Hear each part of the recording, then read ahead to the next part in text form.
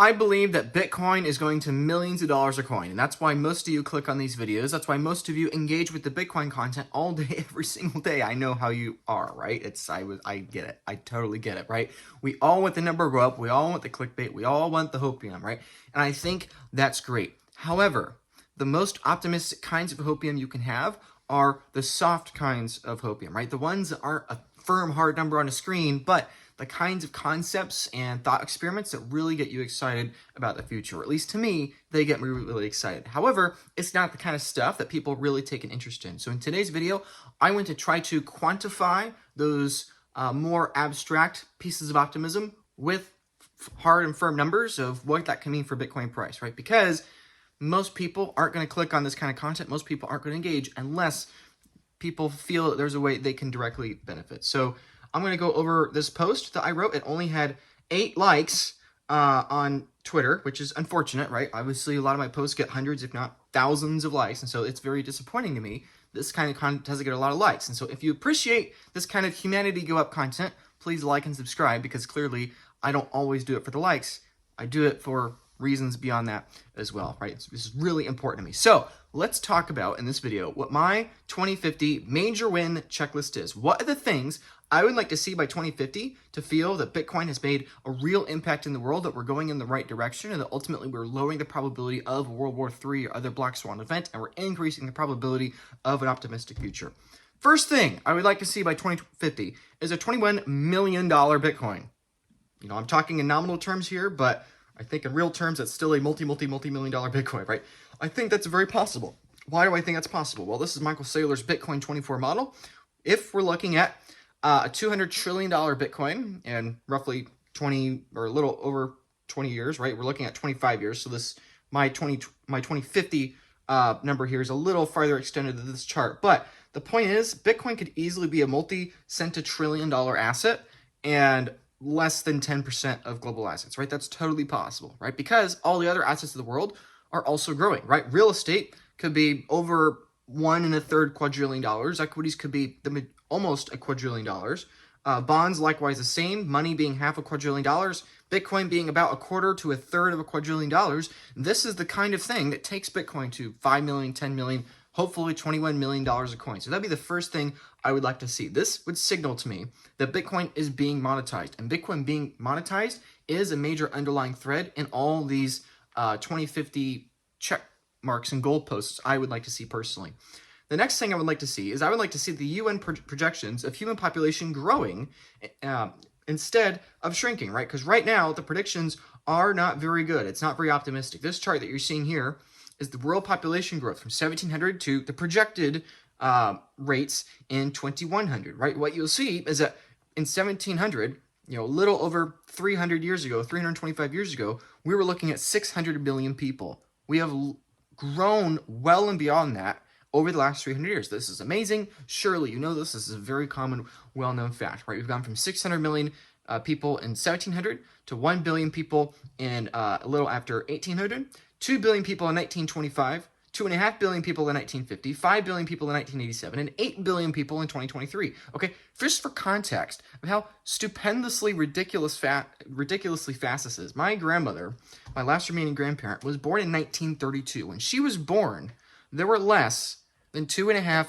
billion people. Okay, put that in perspective. Since the time my grandmother has been born, 4 billion people have been added to the human race. Even in my much shorter lifespan of, you know, not even being 30 years old, I remember back in elementary school when the world population was like 6 billion or something, or we just hit 6 billion or something along that line, right? I remember that, right? So literally billions of people have been born after me. And guess what? That's going to continue into the future. We're going to go from 8 billion to 9 billion to eventually 10, and I hope 11, 12 billion and more from there. But there is a very real problem. The problem is that the annual growth rate of population is collapsing, absolutely being devastated. We've gone from having an annual growth rate of the world population from less than 1%.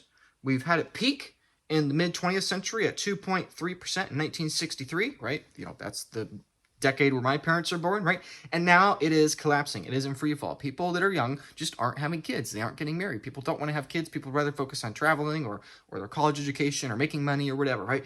And the UN is currently projecting that the growth rate will actually go negative by 2100. And this is a big crisis. This is a big problem. A lot of people that have a zero-sum mindset would look at this and say, oh, this is good because humans are a cancer on the planet. And I think that is an underlying evil doctrine. I think it's also factually wrong and misguided. If you had a human society as hunters and gatherers, the earth could not sustain a population of 20 million people. It just couldn't. If you had the entire world being hunters and gatherers, we would be so inefficient. We would force so many species that we're hunting to extinction. We would force so many kinds of fruits and other plants into extinction as well. The way we have the ability to increase human population is with more productivity and more efficiency. And we have the efficiency. We already make enough food to feed 10.5 billion people. That means that we could have 3 billion kids pop out next year. We'd have enough food to feed them, technically, right? Obviously, in reality, things would break down a bit. But the point is, we have the ability, we have the resources to help and feed more people. And every single year, we're increasing efficiency, right? And so the problem is, people just aren't having kids. And I think a huge source of that problem is that zero-sum fiat thinking, zero-sum political currency is disincentivizing the acceleration of productivity, and it's disincentivizing people from having kids. And so I'm not saying this trend is going to magically reverse, and that's a part of the problem, is that this trend is really hard to reverse. However, if by 2050, a quarter of a century from now, we're starting to see future projections begin, instead of looking negative, begin to flatten out and hopefully inflect upwards, I think that's a really optimistic scenario. Just because the current projection is that we're going to peak in global population in 2086, that doesn't mean that we have to peak then, right? There could still be enough change over the next 20, 30, 50 years. There could still be enough change that by the time we get there, the projections are beginning to reverse, right? Things can happen, right? And if you don't believe me, if you think that I'm being too optimistic, it isn't. Because we've already seen this happen in the negative direction, right? In 1963, if you were looking at a 2.3% annual growth rate and you were assuming that in the future and that would continue upwards, well, then we would have way more people in the future, right? But it reversed, right? We went from a high growth rate in the 1960s to now a really low growth rate, a mere 60 years later. And so, sure, I totally think that if Bitcoin monetizes the world, being a part of that, and we reduce that zero-sum thinking, and we focus more on long-term energy sustainability, and we focus on having a brighter future for more people in more places around the world, while at the same time protecting our resources and protecting the environment, if we do all those things, I think it is totally possible that in changing that mindset shift, we could begin to see this pink line begin to reverse back upwards over the course of the coming few decades. That, I think, is one of the main signs that Bitcoin has won and that zero-sum thinking is, as a zero-sum system does, collapse to zero, right? Or at least trend down to zero. Another major win I would like to see by 2050 is that we see at least 30 political currencies of developing nations ceasing to exist. Ideally, I would love them all to go on a Bitcoin standard. That's great. The developing world needs Bitcoin. It needs it more than even America does, or the developed countries, right? Economically developed countries, right? However, the reality is that probably a lot of those countries are going to dollarize before they go to Bitcoin, right? This is a whole big debate. Stablecoins might play a big role. They might not. Who knows? We will see. But the point is, there are many, many, many political currencies in the world. And I think it would be great if we are seeing over the course of the next couple decades, they start to die off, they start to fade away. I would rather see their energy be monetized in Bitcoin. As a Bitcoin maximalist, that's what I would like to see. However, even if it doesn't, I would still rather them have dollars instead of subsidizing the Chinese political currency or some other country like North Korea or whatever, right? As much as I may disagree with things America does, as much as I may think that the US dollar, funds all kinds of evils, the reality is that it is monetizing much less evil directly, in my opinion, than many of these direct tyrannies and countries, including many of the political currencies or regimes that currently are existing, right? So it would be directionally correct. Again, I think this would be a great major checklist in 25 years. 25 years is a long time, right? It's basically as long as how long I've been alive, right? I'll be over 50 25 years from now, right? So it's a long time, but in the span of global history, this would be a really rapid change. 30 political currencies basically going extinct. That means that at some point, even if the next 5 years we don't see any political currencies fall apart, that means that like 20 years from now, every 6 months, we're seeing a new political currency hyperinflate and die or whatever, right? I think that's kind of the world that we're going to be going into, right? It's going to take a long time for the larger political currencies to evolve. Also, I think it'd be great to see health span technologies increasing life expectancy significantly, hopefully into the late 80s, right? Just for context, this is a comment somebody posts that, is probably valid, right? But for context of where we are today and where I would love to see us go, right now, the life expectancy globally is about 73 years of age.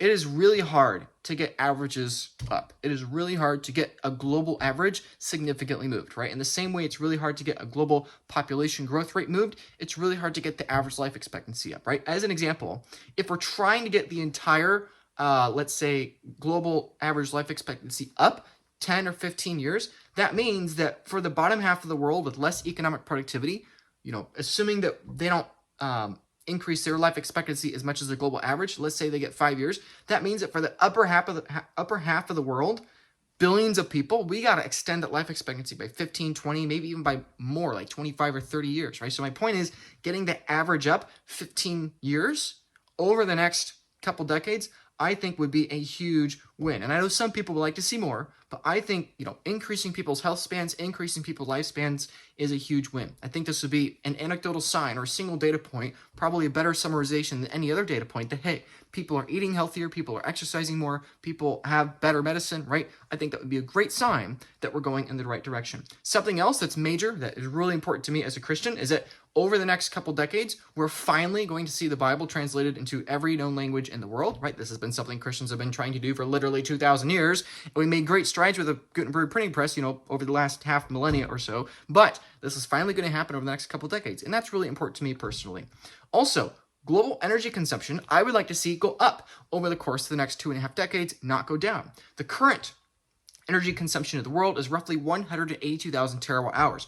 I'd like to see us get to 250,000 terawatt hours consumed a year, right? And I think that'd be a really good thing. Why? Because the more energy that is consumed by human beings in general, the less death there is from a lack of energy accessibility to human beings, right? Millions of people every single year are either malnourished, or they're freezing in the winter cold, or they're dying from a lack of resources because they're using more inefficient resources, right? This is something else that's really important to me personally. One example being in Guatemala, which is just, a couple-hour flight from the United States here. It's right in our proverbial backyard. Using that as an example of the entirety of Central and South America, there are millions of kids in that country alone that are eating food based upon open flames in their homes, right? The best thing you can do for those families is to help them upgrade their energy from an open flame stove to an enclosed stove, right? And eventually, obviously, helping more of the planet go from burning fossil fuels, burning wood, to using more efficient energy storage or energy consumption systems, right? And sure, it's about the planet, it's about carbon, it's about all that, yada, yada, yada, whatever. You can be your tree hugger and say all that. That's all true. But just from the sake of humanity, just from the sake of human preservation, not only is it in the best interest of the forests to help people reduce the number of trees they're cutting down, it's also in the best interests of the trees. So I'm not one of these people that's saying, oh, we got to save the climate because humans are a cancer on the planet. I'm just saying, even from a practicality standpoint, we should want more people using more energy so that less people are dying, so that we can extend our time horizons, so that we are funding less wars, so that we're monetizing more long-term forms of savings instead of more short-term zero-sum games of political currency, right? Increasing global energy over the coming 2.5 decades, I think would be a major win. The greatest fear is that we don't increase that global energy consumption, because that means that probably we continue to see human population shrink. That means that probably long-term projects like trying to translate the Bible in every language, those kinds of things slow down, right? I happen to know a lot of pastors and a lot of non-prophets and missionaries, and they all say the same thing, that COVID 2020, the lockdown, that was one of the worst things that could possibly happen, right? If you're somebody that is passionate about the climate or passionate about environmentalism, whatever you have as your personal passion or view on that, whatever it is, you should want people to have more kids. You should want people to be using more energy more efficiently. That's the best possible thing for all the species that are at the risk of extinction right now. If you're a Christian and you want to see the Bible be translated and distributed into the whole world, then the best possible thing you can hope for, practically speaking, is that we don't have a major black swan event globally, kind of like 2020 was with the lockdowns, right? Because if there's a black swan event, people shorten their time horizons, they're less charitable, they're more short-term minded, they cut down more trees, they force more, rare frogs into extinction, and they donate less to causes that you believe are worthwhile. So these things are just objectively good in my opinion, and things that I'm really, really hoping for. Another thing I'm really hoping for is that we see human beings being treated as image bearers of God and valuable, not as test tube science experiments in the age of AI and genetic engineering, right? Genetic engineering and AI are coming, and they are going to be massive. They're going to be huge deals. People are going to make a lot of money, and there's going to be a very real incentive for people to have genetically engineered kids, to modify their own DNA, to have all kinds of, things and edits to humanity that aren't just about minimizing disease, but are about, perfecting this and that and the other, right? And obviously our human history is prone with these kinds of things, right? All kinds of forms of eugenics, all kinds of forms of, beliefs and transhumanism and this and that and the other, right? And so it's a really big concern of mine personally that we will see all kinds of things, just because, it's like the Jeff Goldblum quote in the Jurassic Park series. It's you were so busy asking if you could, you didn't ask if you didn't even ask yourself if you should, right? And so this, I think, would be a major win if we're seeing this kind of, basically soft eugenics not take a root in the culture of the future. I think that would be a huge win. Maybe it will, maybe it won't. Probably it's going to be somewhere in the middle. But that is a really big concern of mine. Is that as we have AI and gene editing technologies, obviously I'm a huge fan of those things for reducing disease, but when it comes to starting to treat human beings, as these kind of test tubes, and it's all about optimizing that, that's a really big concern of mine. I hope we don't see that. Another great goal that I think would be awesome would be ideally having less than 500 million people being hungry by 2050, right? And now you might say, Luke, how is it optimistic? That's a horrible, horrible prediction. You're predicting that, or you're hoping that 500 million people are going to be hungry 25 years from now. Luke, you're so misguided. It's like, no, I don't think I'm misguided. That actually would be a huge win compared to where we are today, right? Right now, about 9% of the world population is hungry. And if by 2050, where there are more people in the future than the present, 500 million people are hungry, assuming a 10 billion global population, a few decades from now, that means that we've gone from 9% to less, maybe 7, maybe 6, hopefully 5% or less of the world is hungry. So again, let me put that in perspective. If you think that it's crazy to say 500 million people being hungry a few decades from now is the optimistic case, again, keep in mind, we're in a much worse situation than we are today, right? On a per capita basis, double the number of people are hungry today. And if we were to do this, I think it's a huge win to crush hunger and crush malnutrition by roughly half over the next few decades. I think that would be a huge win. Another big win, Bitcoin being 10% of global assets. I've already talked about this briefly, but if Bitcoin not only was worth tens of millions of dollars a coin, over $21 million a coin as a, nod to the 21 million number, I think beyond that, not only looking at a fiat price of Bitcoin, but looking at Bitcoin as a relative share of global wealth, I think Bitcoin being 10% of the global asset base is something that's very optimistic. Now, a lot of people, a lot of the accelerationists and the hyper moon boy bulls that are telling you you're going to be able to retire 1,000th of a Bitcoin next Tuesday, right? Those kinds of people would say that I'm being a big bear. Luke, why are you so bearish? And maybe I am. But keep in mind, the internet took many, many decades to take off. Right, here we are in the mid-2020s, and about a third of the world's adults still don't use the internet, right? The internet may feel like it's taken global adoption, but it just hasn't. Bitcoin, when it's reached 20, 30, 40, $50 million a coin, when it's at 10% global allocation, it will feel like it's taken over the world, and people will believe as their false, short-term minded narrative, oh, well, Bitcoin's already $30 billion. Man, I should have been buying it back when it was $22,000 when Luke Broyles was telling me to. Man, I should have been buying it back when it was $400,000 when my brother was telling me to buy it. I should have been buying it at $1 million. My financial advisor was telling me to buy it, right? Blah, blah, blah. It's already taken global adoption. No, it hasn't, right? Likewise, if you were to tell me, oh, the internet's not the next big thing, I would tell you, yes, it is. It's only a 60% global adoption, right? Like, it has a long way to go. And likewise, when Bitcoin's at 10% global adoption, it's going to be at tens of millions of dollars a coin. So I'm not saying this as a bearish person. I'm saying this actually as a hyperbole, that yes, Bitcoin's going to hundreds of millions and eventually billions of dollars a coin, but it's going to take many, many decades. In fact, I think it'd be a huge win if Bitcoin 50x's its global share of wealth over the next 2.5 decades out to 2050, right? Because again, keep that in mind, we're at 0.2% global adoption. Going from that to 10% is a 50x in the share of global wealth in 2.5 decades. That is a huge, fundamental, industry-shifting change. And again, just because it increases by a 50x in in global share does not mean it has a 50x in price. It would have way more than a 50x in price because the rest of the world's going to be growing in terms of dollars, right? If let's say we have a 50x in global share, maybe we have a 200x in Bitcoin price, again, getting us roughly to a $21 million Bitcoin. I think Bitcoin being more than 10% of global assets by the 2050s is a huge win. Another big win, I think if the annual death toll from pollution of the future is under 3 million a year, I think that's a huge win. This is very similar to my commentary a moment ago about the 500 million people being hungry 25 years from now. I think this would be another major win. That might sound horrible. That might sound barbaric. Oh my gosh, this is so pessimistic. Luke, you're telling me that 3 million people are going to die a year in 2050 because we're so inefficient with our energy? Yes, probably at least 3 million.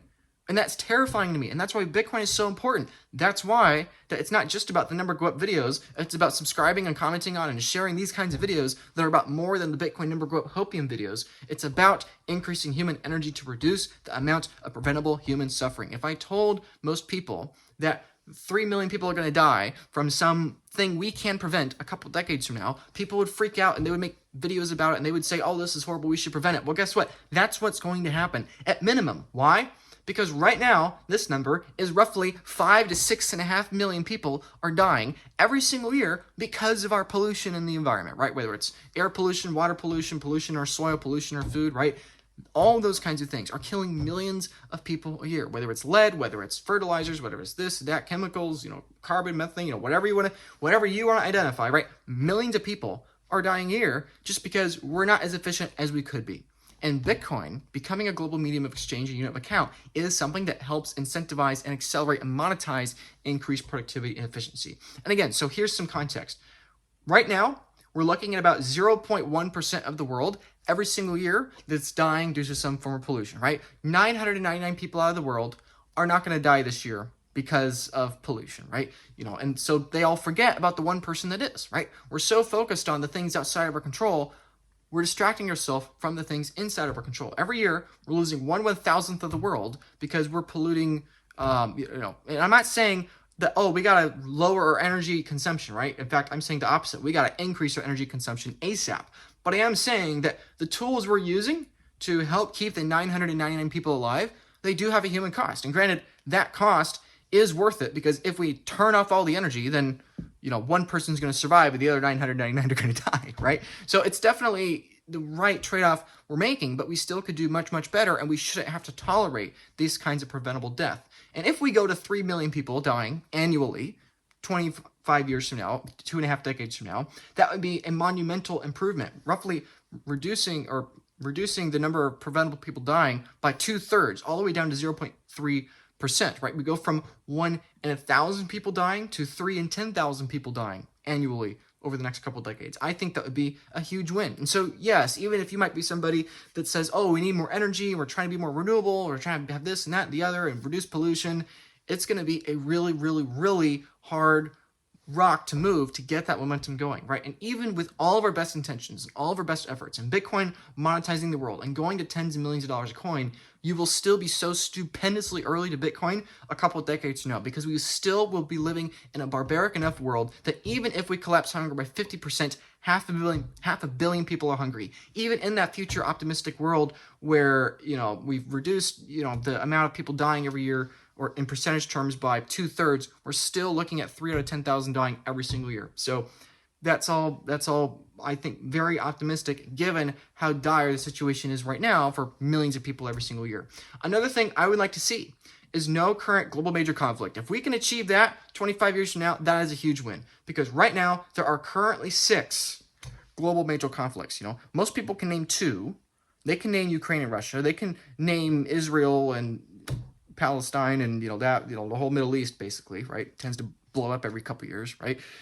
People can name those 2 conflicts, but they forget that there's actually 4 more and nobody cares about, right? Nobody cares about them because they don't have any economic impact on the world significantly, right? But these humans are of worth. They're made in the image of God and they have value. But because they don't vote in American elections, because they don't have lobbyists in Wall Street and Washington, nobody really talks about them. And that is disgusting to me. So the 6 conflicts, in case you're not aware, are Ukraine/Russia, Israel and Palestine, that whole region, many different actors there, right? Slash Iran, slash everyone else, right? You have Sudan and South Sudan. That is still going on. The majority of deaths were years ago. However, that conflict is still happening. As well as Ethiopia, there's a conflict going on in there, as well as the Myanmar or the Burmese, Burman civil war, and revolution and conflict there. All three of those, are in places of the world that are much less economically developed than Ukraine and Russia and the Middle East, but they're still going on, and the death tolls of those three conflicts are just as high, roughly in comparison as the other two. And so if we can go from 6 current global major conflicts, and again, there are dozens of minor conflicts out there in the world, if we can go from 6 major conflicts going on in the world right now down to 0 or 1, I think that would be a major win a couple decades from now. And there might still be one, and that'd be horrible, but ideally we don't have any. I'd be really happy to see that, and I'm praying for that future. Also, because of Bitcoin adoption, because of more long-term time horizons, because the world is more optimistic and people are willing to have kids again, because they believe in the future and they don't think that the world's going to implode because humans are some cancer on the planet, right? Hopefully with that kind of future, we see less vices, right? I care much less about a legalistically, moral society. I care much more about people that genuinely don't want to deal with alcohol or deal with cigarettes or deal with suicide or porn or gambling or whatever, right? I would like to see that kind of future, right? I would like to see alcoholism, gambling, suicide, porn addiction, or other drug addictions, this whole fentanyl crisis, all those things you can lump into this bucket here. I would love to see per capita these things falling. Again, keep in mind, the majority of these things are in front of us. The majority of alcoholics are going to be living in front of us, not behind us. The majority of people addicted to all kinds of other things are in front of us, not behind us. Why can I say that with such confidence? Because if you were born like my grandmother in the 1930s, literally the majority of people born are going to be in the next few decades, not in the present. If you were born in the 1930s, 1940s, 1950s, it was true to say, even if the number of people dying from hunger is trending down every year per capita, the number of people in absolute hunger is going to go up because there's going to be like 3 or 4 times more people 50 years from now, right? It's the same kind of concept we're in here today. We're going to be adding 2 billion people over the next few decades. Even if you're a hyper pessimist and you believe that the global population is going to peak in the next half century or so, even if you believe that, and again, I'm trying to be an optimist and not believe that, even if you believe that, billions of more people are going to enter and come into the planet. And so it's really important to understand that even if these kinds of vices, as a result of a sinful, a destructive, and a corrupt, and a short-term time horizon world, even if these things go down a significant double-digit percentage per capita in absolute terms, there are still going to be millions, hundreds of millions, and even billions of people that need help in the future to deal with all these kinds of things. So even though it's still relatively bleak and the number of alcoholics and all of these things is going to go up over the next few decades, I think the best case we can hope for is that per capita, that number is shrinking. And that's why I think it's important to make these kinds of videos so that, in 2050, people will be saying, oh, all these problems are getting worse. The numbers are going up in absolute terms. And while that will be true and that will be sad and it will be devastating to me and everyone else, the reality is that we're still going in the right direction and that amount per capita is shrinking. I would love to see a global population of over 9.5 billion or so people by 2050, right? Again, the current UN projection is that by 2050, we're at 9.7 billion. And so I'd love to see any number higher than 9.7 billion. Really, I would love to see 10 billion people, honestly. But even if we just have 9.8 billion, I would call that a major win. Because again, that's showing that the rate of change is starting to return back into the positive direction instead of its current projection, which is negative. Also, similar to my points about the per capita versus absolute distinction, I would love to see global poverty shrink from roughly 10% now in 2025 down to roughly half to 5% in 2050. Again, 5% of 9.8 billion people is a very large number. It's a huge number. It's a devastating number. It's a number that's comparable to 10% today. But per capita, it's a number that is shrinking. And I think that would be a huge win. And hopefully Bitcoin plays a huge part in helping lifting people out of poverty. The main reason for poverty today in this world is because of tyranny. It is because of inefficiency and zero-sum thinking, various political institutions trying to keep control over their people, stealing from the bottom to give to the top. And if we introduce a monetary system that does not allow theft from the bottom to the top in the form of political currency debasement, then I think that is a massive win at helping reduce the number of people in poverty in the future. Also, I think it'll be a huge win for Bitcoin to have over 1.5 billion users, right? With Bitcoin being roughly 10% of global assets, hopefully a bit more, I think it's totally reasonable that we would see 15% or so of the world using Bitcoin. Now, of course, keep in mind that just because somebody's a Bitcoin user does not mean they're using Bitcoin as their store of value and unit of account, right? The majority of people in Bitcoin today are not Bitcoiners, right? There's 105 million people with Coinbase accounts. There is absolutely no way there are more than 10 million people that are using Bitcoin as a unit of account, right? And so the point is, I think it'd be a huge win, not only to have 1.5 billion people using Bitcoin. I also think it'd be a big win to have 20% of those people, 300 million people, roughly the size of America, being on a full Bitcoin standard. I think that would be a huge win. And a lot of people are going to watch this video and comment down below because they're little keyboard, comment warriors. And they would say, Luke, you're such a bear. You think there's only going to be 300 million Bitcoiners 25 years from now? Why are you so bearish on Bitcoin? There's 100 million Coinbase users. You think that only there's going to be a tripling in the number of Bitcoiners? No, you're not listening to me at all with what I'm saying, right? You're not listening. You're probably one of these XRP people that's being deluded into thinking that you're making money in XRP, right? Like, go do that. Go away. This channel is for the serious people, the serious subscribers that are actually trying to be pragmatics and, build a better future, right? The point is, there's only a few million hardcore Bitcoiners right now. Let's say 3 million, right? Maybe it's 2, maybe it's 5, okay? I talk to people all the time that are in the industry, and we consistently come up with a single-digit million number, right? Let's say it's 3 million. Actually, heck, let's say it's 6 million. Let's double it.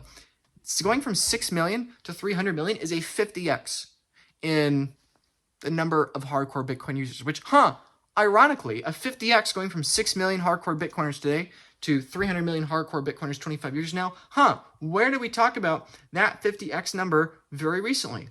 Going from 0.2% of global adoption to 10% is also a 50x. Interesting. Point being, I've tried to think this through as much as possible, and my point is that I think even if we're only looking at a few 100 million Bitcoin users using it as a unit of account, a few decades from now, almost 3 decades from now, I think that is still a huge win. And you might look at this and say, Luke, you're so bearish on Bitcoin. Bitcoin's going to $100 million next year. We're going to have global mass Bitcoin adoption. It's happening. The president is in. These companies are in. All the treasury companies, blah, blah, blah, blah, blah. You can say that as much as you want. The reality is, to get billions of people to adopt a new technology when they have all these other technologies and billions of more people aren't even born yet in this far future, it's going to take time. You should expect it to take time. And having a 50x and the number of people using Bitcoin as a unit of account, I think that is a huge win over the next couple of decades. And at that point in time, Bitcoin will be 10% of the world's assets. It'll be tens of millions of dollars a coin. I'll be making YouTube videos still, hopefully, probably, Lord willing, I'm still here. And people will still be saying, it's too late. Oh man, I should have bought Bitcoin at 200 grand and rode it up 100x over the last 2 decades up to $20 million. I'm too late. Hundreds of millions of people are using Bitcoin. I'm too late. I can't afford 1/1000th of a Bitcoin anymore. I'm too late. The same thing will be happening. It was happening at 6 cents a coin. It was happening at $60,000 a coin. It'll be happening at $60 million a coin. And I am not kidding. That's what's going to happen. Most people are too bearish on Bitcoin. And they say, when it hits $10 million, that'll be global adoption. No, my friend. Even when it hits $20 million a coin, there will still be less Bitcoiners than Americans, right? In fact, because of global populations, what is the global population going to be in the world in 2050? And I think this is a really useful chart because you should view Bitcoin as a country. Bitcoin is its own decentralized country with its own currency, its own essential constitution, the white paper, with willing digital decentralized citizens. That's why Bitcoin is so resilient. It is the one country in the world that is anti-fragile because it's digital and it's decentralized and it doesn't rely on human beings for its political leaders. Okay. Point being, where would this world of 300 million citizens of the Bitcoin country and 1.2 billion visitors, right? The other billion people that are using Bitcoin that are being tourists, right? With 300 million hardcore people using Bitcoin as their unit of account that are fully immigrated into this digital country, essentially, where would it rank? It would not be in the top 5. 1, 2, 3, 4, 5, 6. It would be the 7th largest country in the world, this Bitcoin country, in the year 2050, right? By year 2050, it's projected that India is going to have roughly 1.7 billion people. It's projected that China is going to have roughly 1.3 billion people. Nigeria is going to have about 370 or 380 million people. America will have about the same number, and Pakistan will be right behind us. Right? I think that's Pakistan, I'm pretty sure. And I think after that is Turkey. I think that's a Turkish flag. Somebody in the comments can roast me and tell me I'm getting my flags wrong. But I think it's India, China, Nigeria, United States, Pakistan, Turkey, then Brazil, and it goes on from there, right? Bitcoin would be somewhere between Brazil and Turkey then, and assuming this prediction is true, right? But the point is, there will be more Pakistanis than Bitcoiners. There'll be more Nigerians than Bitcoiners. There'll be way more Chinese and Indians than Bitcoin. There will be in America more of Indians than Chinese. There will be an America worth of people in Pakistan and Nigeria each alone, right? And my point is, Bitcoin as a country multiple decades from now in terms of number of users is going to be absolutely tiny. It's going to be a rounding error for the top two, right? Between China and India, right? It's the difference between them, right? You're going to still be so early to Bitcoin when there's literally a 50 to a 100x in the number of users using Bitcoin as their store of value, right?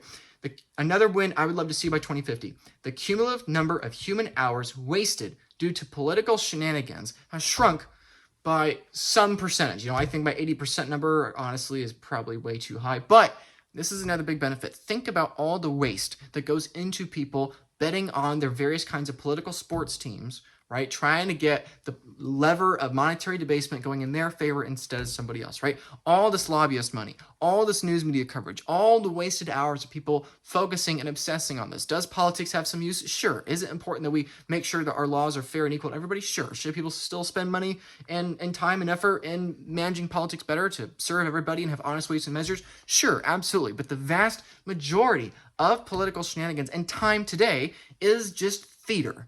And Bitcoin can demonetize that theater and reduce the subsidization of these kinds of evils that are funded by political currency. So I'd love to see the number of hours of human time going from hundreds of billions of hours a year to less, right? If you have, let's say, 8 billion people in the world today, and they on average spend 10 hours a year worrying and wasting time about politics, which that's probably a really, really low number, that's 80 billion hours. I love to see less than 80 billion hours wasted on watching the news, having this he said, she said, blah, blah, blah.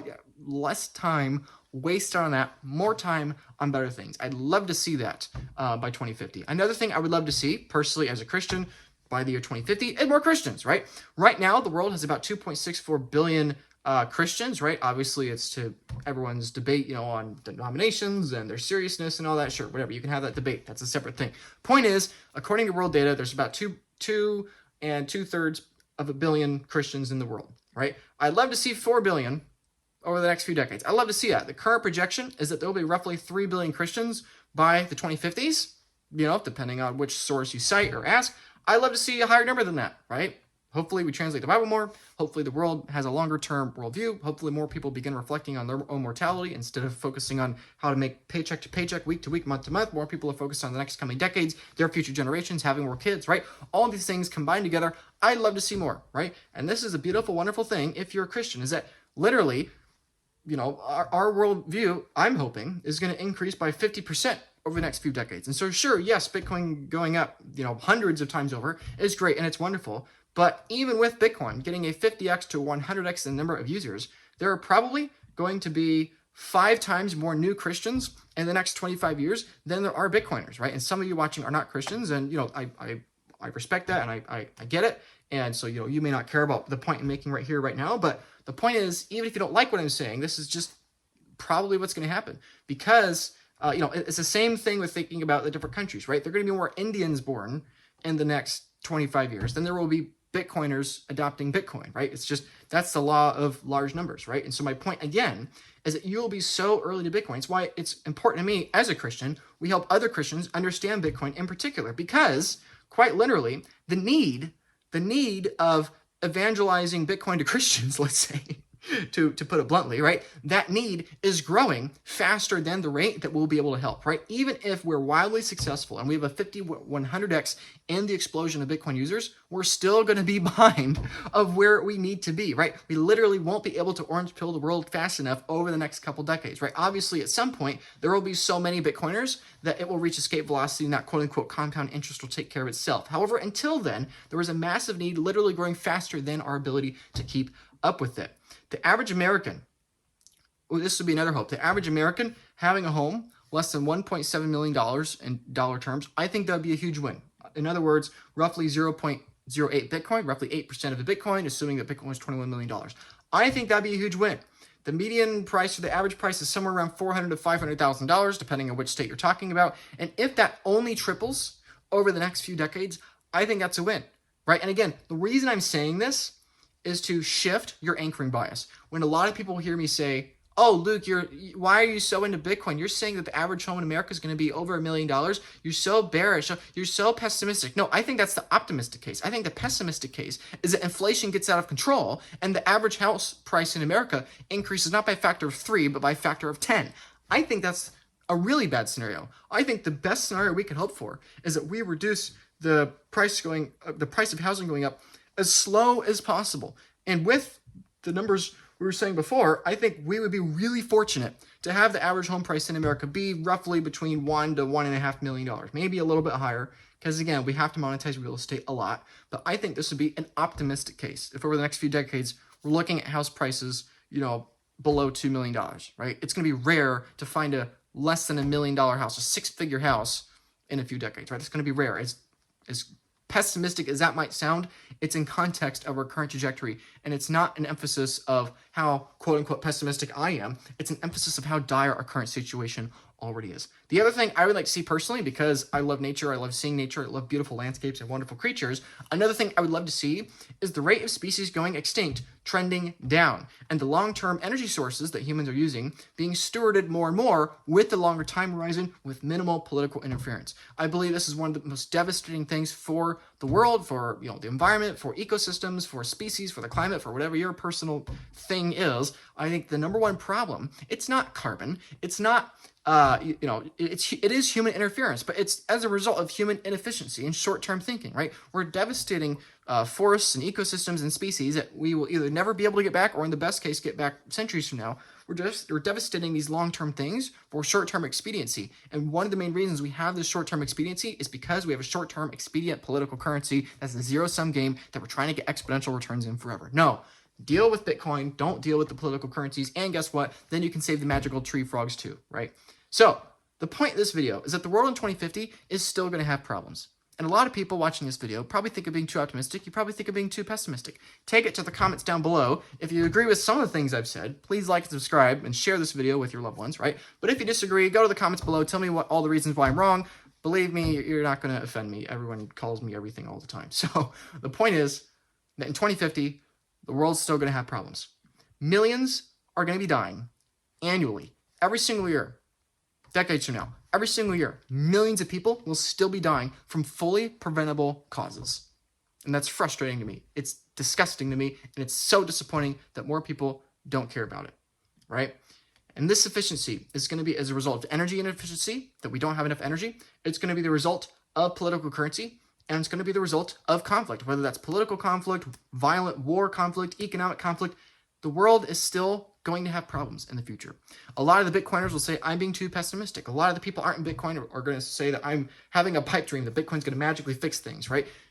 I'm just trying to be a realist here. I'm just trying to tell you what's probably going to happen. Probably your whole life, you're going to see millions of people die. Tens of millions, hundreds of millions of people die from fully preventable causes. My goal is to shrink that number as much as possible due to Bitcoin. That's my goal. Yet, I think everything I've outlined in this video, all these things, I think this would be massive progress in evidencing that Bitcoin has shifted momentum positively. If we can begin to shift that global population from pessimism back into the positive optimism territory, if we can slow the rate of environmental destruction, if we can slow the rate of poverty, if we can slow the rate of hunger, if we can slow all these things over time, I think that is a win. I think that is a big win. Because when you have a system that's cannibalizing itself and that momentum is going down, the hardest thing you could do is try to reverse that momentum. Reversing the momentum is the hard part. Keeping momentum going, that's the easy part. And I think the goal for the next few decades is not make the world a magical utopia where we magically solve all the world's problems. I think the goal for the next few decades in this critical, crucial time of early Bitcoin adoption, going from a single-digit million to hundreds of millions of Bitcoin users, I think the best thing we could possibly do is slow the momentum of the zero-sum game. Slow the rate of destruction. We probably won't reverse it. We probably won't begin inflecting it upwards because these kinds of changes take literally decades to unfold, okay? It takes decades for the fiat system to cannibalize the entire world, right? The fiat system has been around for 100 years here in America, right? It takes decades for that major second order, third order impacts, for that network effect to take hold. It takes decades for that to expand in a disgusting parasitic way, and it will take decades for that to reverse. And so I think the big goal you, me, and every other Bitcoiner should have for the next few decades is not focusing on getting 8 billion Bitcoin users over the course of the next decades, right? If you set your goal that high, you'll be disappointed when it doesn't happen, right? You should understand that you should still set goals high. We should still have the goal of orange pilling 8 billion people, but we should be pragmatic and understand and realize that even if we 100x the number of Bitcoin users, even if we 200x it, we're still not going to be looking at 1 billion people. We're still going to be looking at a majority of people in the world on a political currency fiat system with a zero-sum game that is, cannibalizing itself into destruction, right? And so I think our goal is make the best positive change possible. And instead of focusing on the thing we can't achieve yet, which is getting in a positive direction, we have to focus on shifting that negative direction and slowing that momentum trying to get to curve upwards. We literally can't start moving in that positive direction until we stop the bleeding and stop that downward moves. Okay, if everything I've said in this video happens, right, and I think this is a lot of ifs, and a lot of this, predictions and hopes are, some of them based, some of them probably a little more of a pipe dream, but if this happens, there could be 12 billion people by the end of the century, okay? Quite literally, we can increase the global population by 50%. That means that probably like 6 billion people are going to be born in the next 50 to 75 years, right? If we do that, right? If we reverse this projected global peak of population, if we begin to reverse that growth rate, we change momentum back into positivity, we could be looking at well over 10 billion people by the end of the century. And I think that's a good thing because I am pro-human. And also, hopefully we have a life expectancy significantly above 85 years, right? To my earlier comments earlier, again, right now life expectancy is 73 years. Getting the average life expectancy of the world over the next 50 years, when we're increasing the global population by 50%, that is going to be a monumental challenge. And so sure, maybe life expectancy by 85 by 2100 is the bearish case. Sure, maybe it is. But again, if we increase the average life expectancy 20 years from 73 to 93, that means that for the bottom half of the world, maybe we only increase it 10 years. For the upper half of the world, we increase it 30 years. Getting an average life expectancy in the Americas and Europe over a century by the end of the century will be a monumental goal, a monumental achievement, and I'll be really happy if we do that because, again, I'm pro-human. And again, this is another thing that could contribute to a higher human population in the future, is having people have longer lives. If you're extending the length of lives, you're shrinking the number of infant mortality, and you're also incentivizing people to have more kids instead of, not have kids. Very easily, I think we could shift that population, back upwards, right? Another thing to talk about is that a $1 trillion Bitcoin would be within sight, and the US dollar would begin to be priced out, right? 25 years from now, we cannot talk about a $1 trillion Bitcoin in the near term with any vein of optimism, right? If we have a $1 trillion Bitcoin in terms of US dollars next year, that means there's been hyperinflation. That means that we are probably in World War III. That would not be good. However, if a few decades from now, we're looking at roughly 10% of the world's population that has used Bitcoin. We're looking at, maybe 5% of the world that is either in Bitcoin as a unit of account or looking to enter Bitcoin as a unit of account. If we're looking at that $10 million, $50 million Bitcoin range because we're at like 10 to 15% global assets, now we can start to have the conversation of, oh, wait, 30 political currencies of these tiny jurisdictions and countries have failed. They've all dollarized.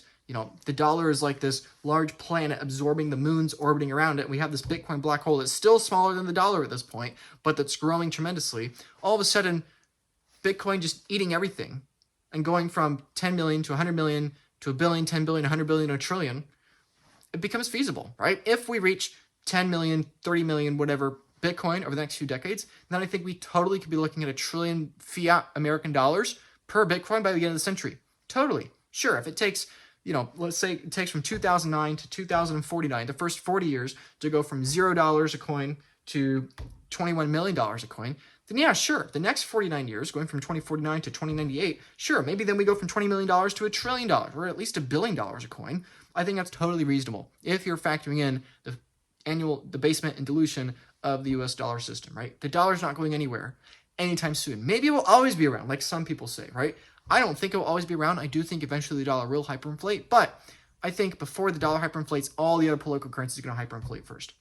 Ultimately, the goal here is not a certain Bitcoin price target. It's not just the number go up. It's about protecting and stewarding human life, ideally for the best causes possible, right? If this all happens, we could be looking at 1 trillion cumulative years of human life ahead, right? If you have 12 billion people, 12 billion people with a life expectancy of 85, okay? 85 times 12 billion, that's 1 trillion years of cumulative human life ahead. We're forgetting the AIs, we're forgetting the software, we're forgetting automation and productivity. There is more human life in front of us than behind us.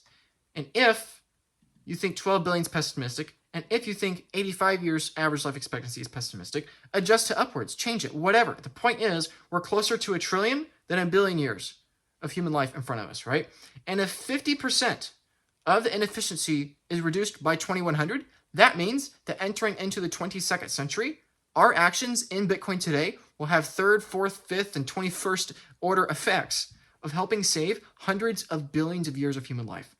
If by the year 2100, by 2050, if we're starting to reverse that momentum, and therefore by 2100, we're starting to go in that positive direction, we can have over 10 billion people with a very long life expectancy entering into a century that's a trillion years.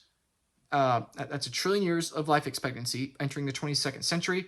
And if we can reduce 50% of inefficiency, then we assume that inefficiency, reduces people's lives by, let's say, 20-25%. That literally means that your actions today, my actions in making these YouTube videos and sacrificing thousands of hours, that means that your sacrifices in sacrificing thousands of hours to learn about Bitcoin, our impacts will have tremendous future impacts in helping future generations preserve their life energy, preserve their time, and extend their lifespan. Literally, I think our actions as Bitcoiners could help preserve hundreds of billions of years of cumulative human life. Thank you for watching this video. Ultimately, all this is about number go up, and it's about a $21 million Bitcoin. However, it's also beyond that. And to me, I care way more about time. I care way more about people. And that's why I'm willing to sacrifice my time to help you people have second order and third order effects to help other people in future generations steward the future better. So let's shift that momentum. Let's get the momentum going in the right direction, and you can contribute to that by liking this video and sharing this video and subscribing and commenting down below what you liked, what you didn't like, all that. I would love to hear. I love hearing your feedback because you all are my precious, friendly Bitcoin nerds that we're in this tiny little cult together, and eventually this is going to take over the world, right? So thank you for your time. Thanks for sacrificing some of your time for today's video, and I will see you in the next one.